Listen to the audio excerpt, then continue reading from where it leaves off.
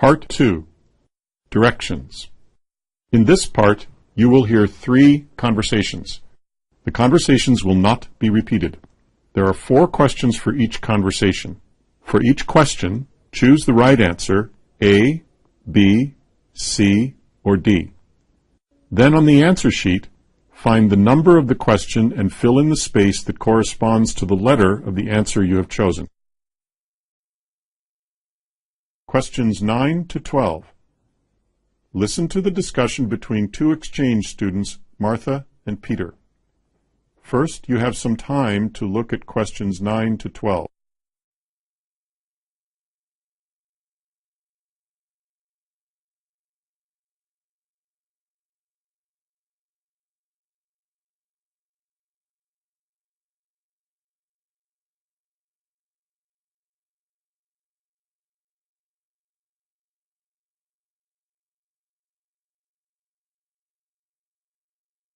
Now, listen carefully and answer questions 9 to 12. I'm sure that's effective. So, we've just talked about learning English. Do you learn any other languages in the same way? Actually, I thought about that question before, and I started studying Japanese a few years ago, but my Japanese learning is very different from my English learning. How is it different? Well, the little bit of Japanese that I've learned through listening mostly, and having to speak, or, helping myself in daily situations. I haven't been able to master enough kanji and Japanese symbols to be able to read it well, or to write it well at all. How about you? I learned Spanish in a similar way to how I learned English. That is, I did study, but I didn't think of it as studying. It was fun for me, and then, once I reached a certain level, then I went to Spain to practice. But with Japanese, I haven't reached that level yet. Doesn't work anymore, so yeah, I've been trying to learn Japanese for a few years, but I think my brain has just become lazy. It's interesting. Maybe our brains tackle every language in a different way. I don't know. Maybe so. Do you think age matters for language learning? I would like to say no, but I think there are different factors. So surely, when you're young, you learn faster. And I think especially because there's nothing else that's occupying your mind. You're just studying. Maybe you go to high school or even university, so it's easy to take on another subject. So age might have something to do with it? But I have this old friend who retired and then started studying French successfully. So I think it has a lot to do with your motivation, maybe. Your interest, maybe?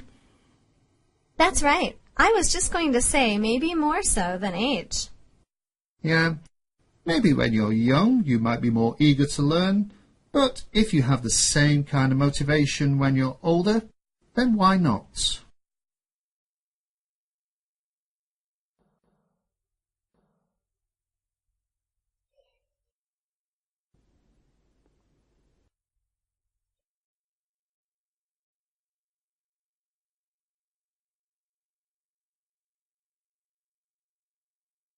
Questions 13 to 16. Listen to the conversation between Emma, the tourist, and Felipe, a local person from Ecuador. First, you have some time to look at questions 13 to 16.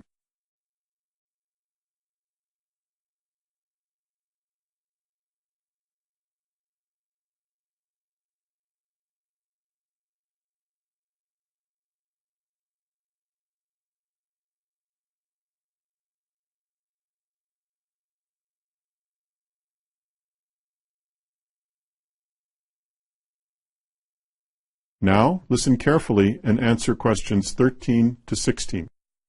Felipe, you have been to the Galapagos Islands? No. But you lived in Ecuador, right? Yes, well, the problem is that travelling to the Galapagos is really expensive for us. What do you mean for us? Is it expensive for Ecuadorians? Yeah, for nationals. For people who live in Ecuador, it's quite expensive because, since the Galapagos attracts so many tourists every day, hotels and food and travel are so dear. So you know we cannot travel there because we can't afford it. But tourists, international tourists, can afford it to go. That's weird. I had the idea that Galapagos is part of Ecuador, so I thought a lot of Ecuadorians would go there. So who goes to the Galapagos Islands?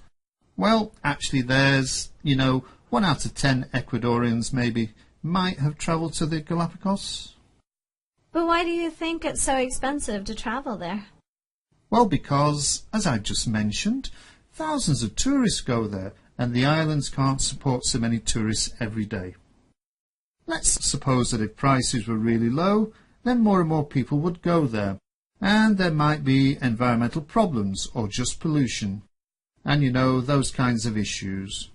So people in the Galapagos, their strategy has been to raise prices so that fewer visitors can go there and the environment isn't jeopardized.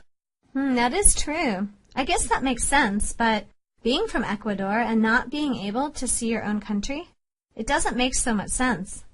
I wonder how that can be solved. Well, I don't really know, but maybe we have other options. We can travel to the Amazon region, which is maybe the same, as beautiful as the Galapagos, but you can travel to the highlands. Ecuador is a quite beautiful country. It's not only about the Galapagos, it's also about the different regions, the people, the food and the culture. Maybe the government should do something because people in Ecuador want to travel to the Galapagos, but it's really sad that we can't. It is quite sad. Actually, I believe Ecuadorians should have more rights than the tourists to go to the Galapagos. Yep, we should have more rights, but sadly we don't. So yeah, something should be done maybe. Hopefully something will change. Yeah, I hope so too.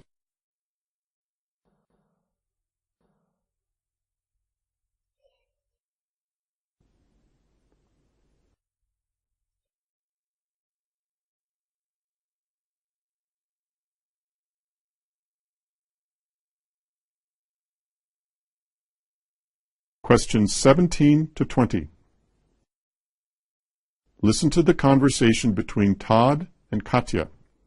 First, you have some time to look at questions 17 to 20.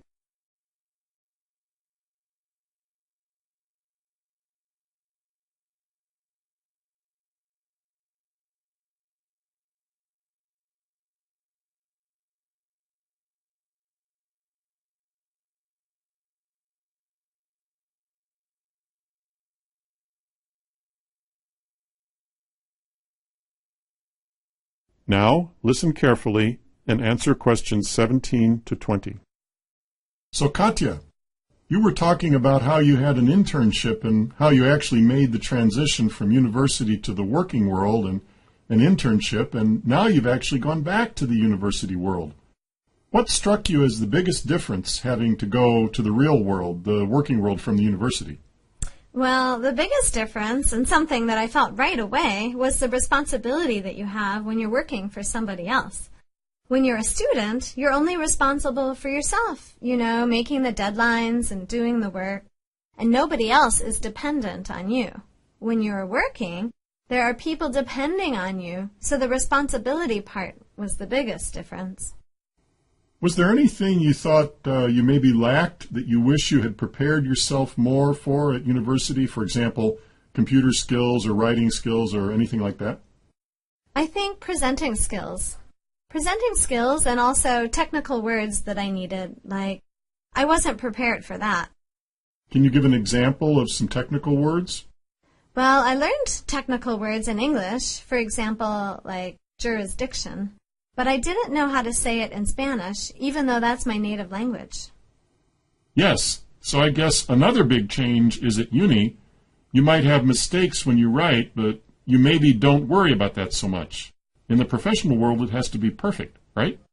You really don't want to make mistakes because that can lead to less confidence in you.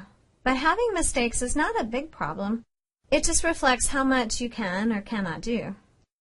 So for students that are just finishing school or will finish school soon, they often have a lot of anxiety and worry about how they will make it in the real world and will they survive in the real world. What advice or tips would you give them? I don't think they should worry that much and enjoy the experience of the transition. Nothing bad will happen regardless, so there's really no reason. It doesn't help to worry. So the only suggestion I would give is just to try your best and to try to find the things that you really want to do.